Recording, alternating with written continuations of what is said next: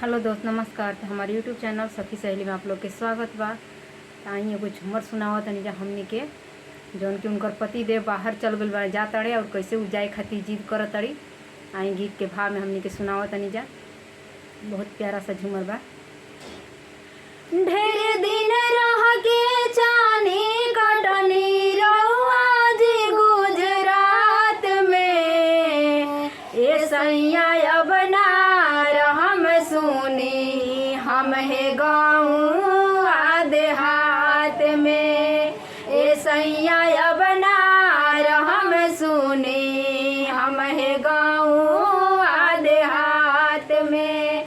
बिना गईले मानम नाई राजा, तू त काट लेला शहर के माजा। बिना गईले मानम नाई राजा, तू त काट लेला शहर के माजा।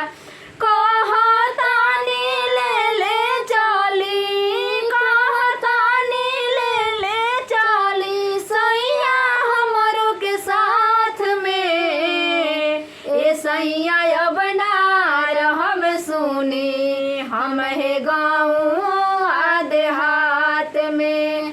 ए सैया अब ना हम सुनी हम है गाँव देहात में। ना चाही पैसा ना चाही कोई धन हो, शहर घूमे के करत बाटे मन हो। ना चाही पैसा ना चाही कोई धन हो, शहर घूमे के करत बाटे मन हो।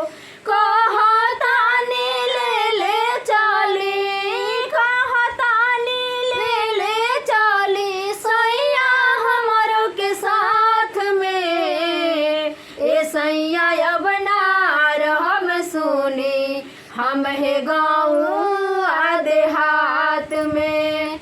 ए सैया अब ना हम सुनी हम है गाँव देहात में। ढेर दिन रह के जानी कटनी रउआ जी गुजरात में। ए सैया अब ना हम सुनी हम है गाँव देहात में। ए सैया अब ना हम सुनी हम है गाँव देहात में। बिना गईले मानम नाय राजा, तू त काट लेला शहर के माजा। बिना गईले मानम नाय राजा, तू त काट लेला शहर के माजा। अब नाही आइब हम, अब नाही आइब हम रउआ कौनो बात में। ए सैया अब ना हम सुनी हम है गाँव देहात में। ए सैया अब ना हम सुनी हम है गाँव देहात में। ना चाही पैसा ना चाही कोई धन हो, शहर घूमे के करत बाटे मन हो। ना चाही पैसा ना चाही कोई धन हो, शहर घूमे के करत बाटे मन हो। कहतानी ले ले चली, कहतानी ले ले चली सैया हमरो के साथ में। ए सैया अब ना हम सुनी हम है गाँव देहात में।